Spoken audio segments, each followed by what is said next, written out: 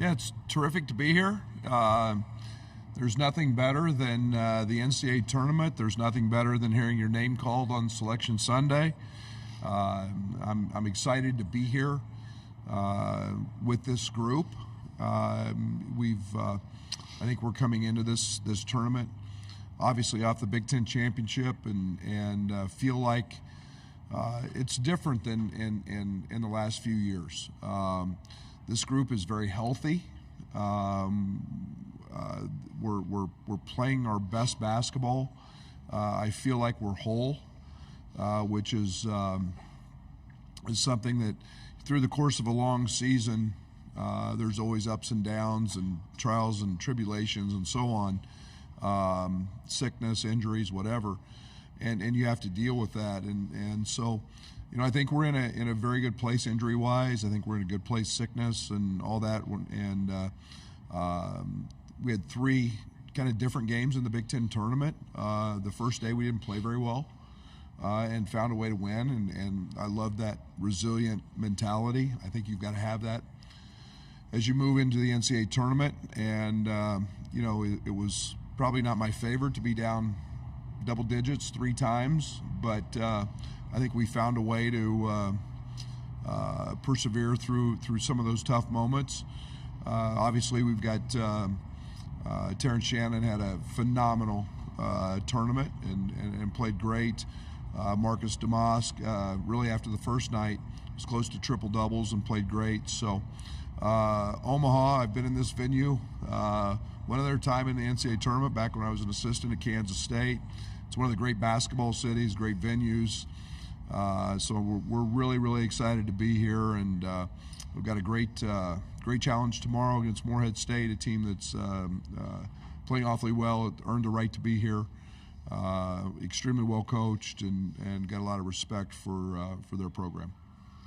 First question is down here on the left. Hey, Brad. Eric Olson with the Associated Press. You'd mentioned Terrence and the Big Ten tournament. I know he's had some pretty good stretches during the season, but had you seen him play 3 straight games like that at that level? He's becoming more consistent as a player. I think the one thing that's to answer your question, no, I'm not at that, not at 40 points, 34. I mean, he's had some individually big games, but it was called upon for him to do that. He's becoming very consistent. As he's been with us a second year, the NBA process was great for him. He listened and he went to work on things that were they thought were issues with his game. So he's gotten better, but he is he's doing what great players do in big moments, and that's rise to the occasion. So. That was special watching that, and the 40-point game was very organic. We don't run a ton for him. I just looked at the box score at the end of the game, and it's like, oh wow, he had a night, and he did it in all different facets of play, with the threes, with transition, getting to the foul line, very efficient. Coach, Sincere Harris played every game last year, comes into this year redshirting. Just what have you seen out of him, and just how he's approached and handled his new role this year? He's a big reason we're as prepared as we are. He's with the scout team.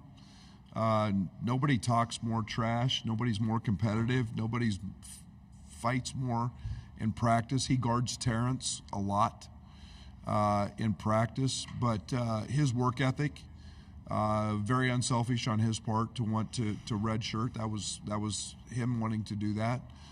Get bigger, get stronger. He's lived with our strength coach. He's been in the gym every single day for workouts, working on his jump shot. So we see a much improved player, but we also see one that helps make the guys that are playing better every day. 3 questions are up. Go, please. Coach, you've had a lot of success at Illinois. You've got a couple Big Ten championships, a lot of wins, but the NCAA tournament has been tough, and rightfully so. There's a lot of good teams here. How does this team sustain a run this year, knowing history and last year's first-round loss? They don't know history. They don't know. That's only because you guys talk about it. This is a new group, veteran group. It's one game at a time. It's every day at a time. We have the saying, everyday guys. I think that every great program, there's been a ton of them that have ups and downs in the tournament. One of the reasons I like this group is we're healthy, and that's a big thing going into the NCAA tournament and postseason play, to sustain any type of run. But it's one game at a time. I think you have to understand the abruptness of the end. I think this group's old. I think they truly understand that. Hey, Coach, that part of the season early on when you didn't have Terrence, players kind of learned how to win without him, and then he came back, obviously a better team. Do you think if he hadn't come back, you'd still be in this position, or was he just that important to the overall team? No, I think it helped us in a certain sense, but we were finding our identity right about then, especially on the offensive side, and yet we continued to flourish. I think we went into a shock a little bit. Our first road game at Purdue without him. There was a sense of swagger that he gave us. We didn't, we were down 20-4, I think. But from that point on, I think we got better, and then it's been since he's been back, it was just reinstating and him kind of fitting in. He knew that we were playing well, and so it's made us better along the way. Hey, Brad.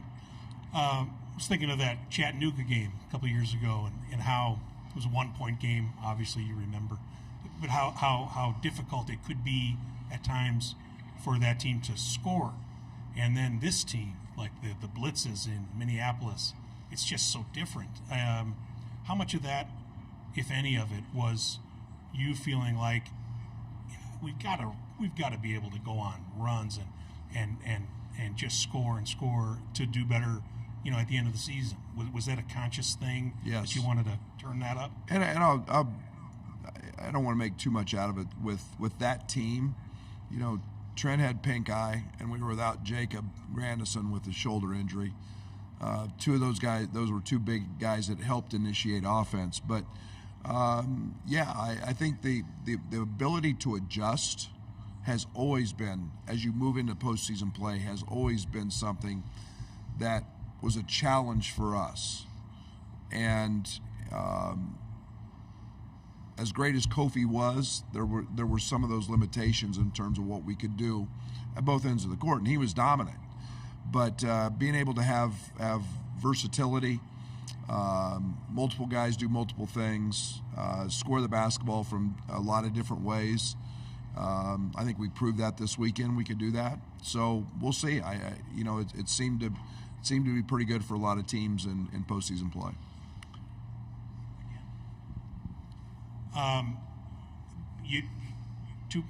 3 years ago, whatever it was, the IO Kofi team, that was a 1 seed.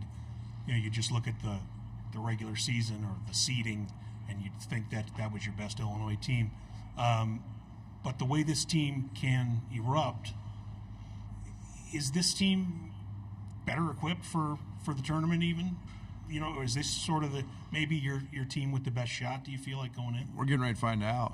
I like this team. I do. And for a lot of different reasons other than that. I just think there's a lot of versatility with this group. Our bench is productive. We don't win the Big Ten tournament without Dane. I thought we were, Luke Goody's healthy now. I just think we have a lot of ability to do different things, which we didn't then. Now, that team was great. He's got 2 All-Americans there. Just chose to have a bad day and had a bad day. But again, we'll see. I like where this group's going, though.